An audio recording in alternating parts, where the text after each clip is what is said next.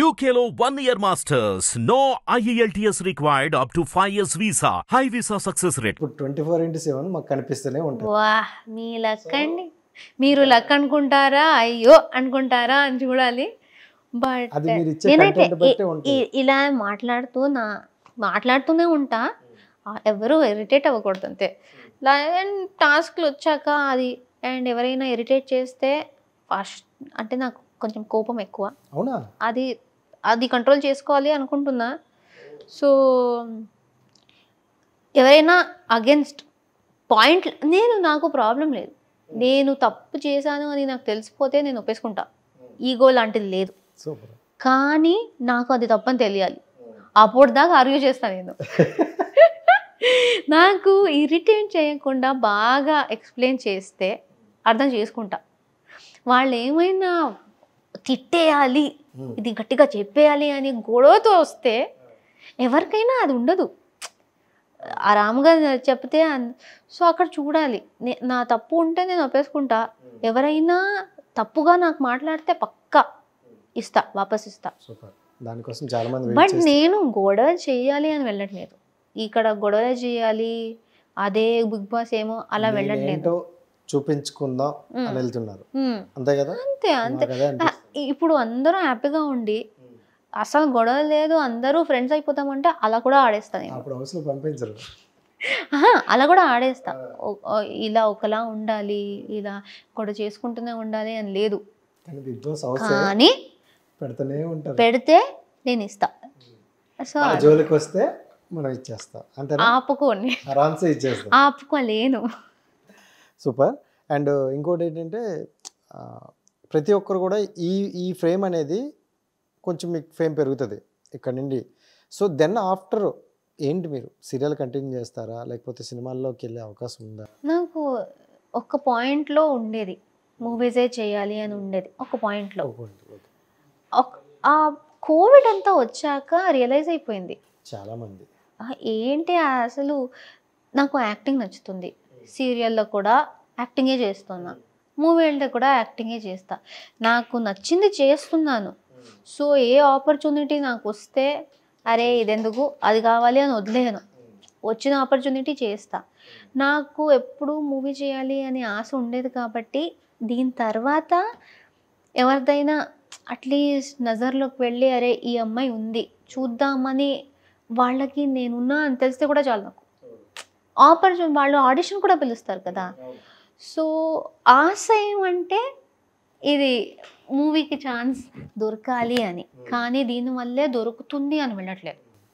So continue serial అయితే చేస్తారు? చేస్తా. సినిమాలో వస్తే సీరియలే నాకు ఈ పాయింట్. ఇప్పుడు బిగ్ బాస్ కూడా సీరియల్ వల్లే వచ్చింది. సో నేను సీరియల్ వదిలే సమస్య లేదు, వదిలేస్తాను లేదు. ఆపర్చునిటీస్ మూవీలో వస్తే ఎవరు నో అంటారు. సో అంటే ఇలాంటి క్యారెక్టర్స్ చెయ్యాలి మూవీలో ఎక్కువగా చాలా మందికి ఉంటాయి. కొన్ని రోల్స్ నాకు ఇంతకుముందు నేను చాలా మంది హీరోయిన్లు ఇంటర్వ్యూ చేసేటప్పుడు చెప్పేవాళ్ళు. మీకు అలా డిఫరెంట్ ఏదైనా క్యారెక్టర్ ఇలా చెయ్యాలి అని ఉందా? నాకు బేసిక్గా ఏంటంటే రీసెంట్ టైమ్స్లో సీరియల్సే చేశాను. ఇక్కడ కొంచెం ఫ్యామిలీ డ్రామా ఎక్కువ ఉంటుంది. కానీ మీరు నాతో మాట్లాడితే తెలుస్తుంది ఐఎమ్ వెరీ రిలాక్స్డ్ పర్సన్. నాకు అలా చూస్తే చాలా గట్టిగా చేయాల్సింది అనేది కామెడీ. ఒక అంటే నవ్వించడం చాలా కష్టం. ఒక స్క్రీన్ మీద ఫ్యామిలీ కూర్చుని అరే ఈ షో ఎవరు చూసేసి ఓ డ్రామా మళ్ళీనా అలా కాకుండా అరే ఇది చూడాలి మస్తు కామెడీ ఉంటుంది దీనిలో, అలాంటి ప్రాజెక్ట్లో అలాంటి రోల్ చేయాలని చాలా ఆశ ఉంది. So one of the characters I would like to do is maybe a comedy role. నాకెందుకు మిమ్మల్ని కాప్ రోల్లో చూడాలనిపిస్తుంది. Comedy and police. Yeah that will be nice. బాగా అనిపిస్తుంది ఊహించుకుంటే. నాకు కామెడీ ఒకటి, దయ్యం లాగా తెలీదు, హారర్ కావాలా. ఒక పాయింట్లో నేను అనుకున్నా కొంచెం నెగిటివ్గా చేస్తే కూడా బాగుంటుంది, అంటే తిట్లు వస్తాయి కానీ అబ్బా కొంచెం ఆ విలన్లా చేసేది ఆ టాలెంటే వేరే. మేము బాగా చెయ్యకపోతే జనాలు ఎలా తిట్టుకుంటారు, తిట్టుకుంటేనే అది అప్రిసియేషన్ లాగా. అండ్ విలన్స్ ఏదైనా బట్టలు వేసుకోవచ్చు, ఎలా అయినా యాక్టింగ్ చేయొచ్చు, వాళ్ళది ఒక ఫ్రీ వరల్డ్ లాగా. సో నేను విలన్ది కూడా అనుకున్నా, కామెడీ అనుకున్నా. ఇంకేంటి టాప్ రోల్ నేను అనుకున్నా. Cop role also. నాకు యాక్చువల్లీ ఏ రోల్ ఇచ్చినా I will be very happy to do. So after Bigg Boss so సినిమాలు కూడా చేస్తారు. So okay. సో ఇంకో సినిమా, వెబ్ సిరీస్, యాడ్స్ అందరూ చూస్తూ ఉంటే కాంటాక్ట్ చేసేయండి. చేస్తారు డైరెక్టర్లు చాలా మంది మన వాళ్ళు ఉన్నారు, చూస్తారు. అండ్ ఇంకోటి ఏంటంటే మోస్ట్ ఇంపార్టెంట్లీ బిగ్ బాస్కి వెళ్ళిన వాళ్ళకి సో ఆఫ్టర్ బిగ్ బాస్ తర్వాత సక్సెస్ రేట్ తక్కువ అని విన్నాం. సో దాని గురించి మీరు ఏం చెప్తారు? దీనికి ముందు కూడా ఎవరో అడిగితే చెప్పాను, సక్సెస్ అనేది ఐ థింక్ ఊరికి మీరు అడుగుతున్నారు ఇంటర్వ్యూ జరుగుతుందని కాదు, సక్సెస్ అనేది వాళ్ళ మీద ఉంటుంది. మేము దేనికోసం వెళ్తున్నాం. నేను దీని తర్వాత బిగ్ బాస్ తర్వాత నాకు మూవీ వస్తుంది, అలా నేను వెళ్ళి నాకు రాకపోతే నేను సక్సెస్ఫుల్ కాదు. నేను దేని గురించి అనుకుని దానికి వెళ్తున్నా. ఇప్పుడు నేను ఏమైనా కావాలి అని వెళ్ళట్లేదు. సో దీని తర్వాత ఏం జరిగినా పర్లేదు, నేను ఎక్స్పీరియన్స్కి వెళ్తున్నా. నాకు ఎక్స్పీరియన్స్ వచ్చేసింది, ఎక్స్పీరియన్స్ వచ్చే దాంట్లో నేను సక్సెస్ఫుల్ అయిపోయా. ఓకే.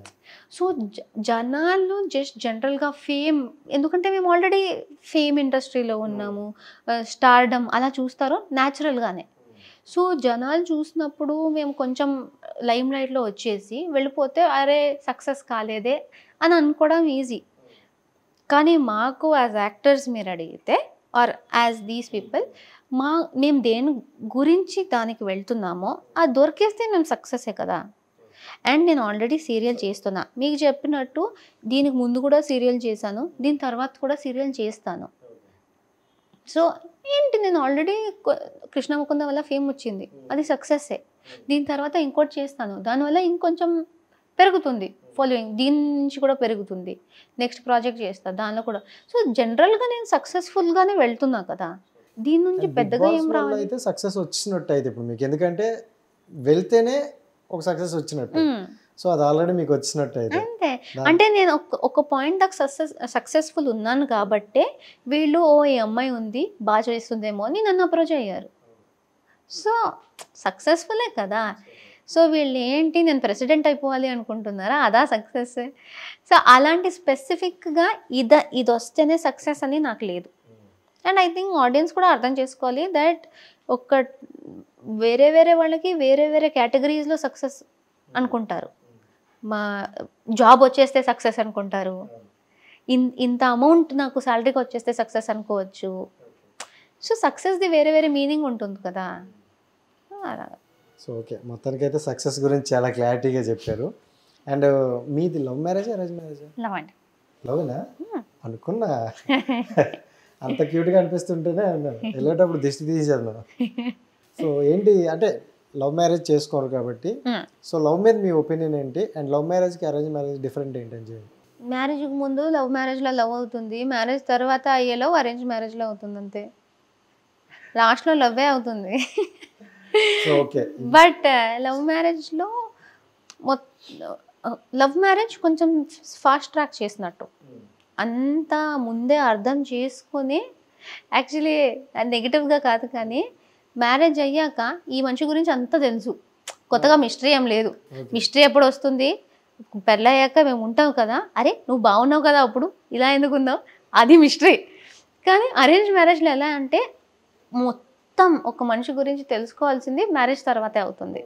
ప్రతిరోజు ఒక మిస్టరీ లాగా, ఓ నువ్వు ఇలానా, ఓకే ఓకే. సో మ్యారేజ్ తర్వాత డేటింగ్ చేస్తున్నట్టు ఉంటుంది. కానీ నేనైతే లక్కీగా అంతా సెట్ అయిపోయింది నాకు.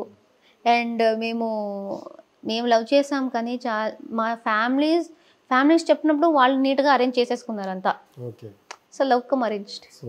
మేము లవ్ చేసాము, వాళ్ళు అరేంజ్ చేశారు. మీరు ప్రపోజ్ చేశారా, సార్ ప్రపోజ్ చేశారా? అలాంటిది లేదు, ప్రపోజల్ లేదు. అంటే ఇప్పుడు మాట్లాడుకున్నప్పుడు ఒక లైట్గా తెలుస్తుంది కదా, ఈ మనిషికి నేను ఇస్తామేమో, ఇద్దరికి అలా అనిపించింది, అలానే ఫ్లోలో అయిపోయింది అది.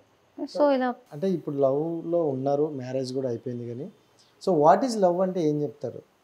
వాట్ ఈజ్ లవ్ అంటే ఐ థింక్ లవ్ అనేది అలా చెప్పాలంటే అన్నిటి మీద లవ్ ఉంటుంది, కానీ ఒక పార్ట్నర్ మీద ఉండే లవ్ ఏంటంటే, నాకు శ్రీపద్ మీద ఉన్న లవ్ ఇస్ ఆయన నాకు కంఫర్ట్, ఆయన నాకు ఇల్లులాగా. నేను ఇక్కడ మా ఇల్లులో ఉండకుండా కూడా ఎంతోసేపు తర్వాత ఆయన దగ్గరికి వెళ్తే మోస్ట్ కంఫర్టబుల్ ప్లేస్ ఎక్కడైనా పెట్టండి, ఆయనే నా ఇల్లు అంట. Super. So I think that is what that love is. No, మొత్తం అంత వదిలేసి కూడా పీస్ఫుల్గా ఉన్నాము అబ్బా అంటే that is where you are most happy, most comfortable. And అదే నాకు ఆయన లవ్ అంటే అదే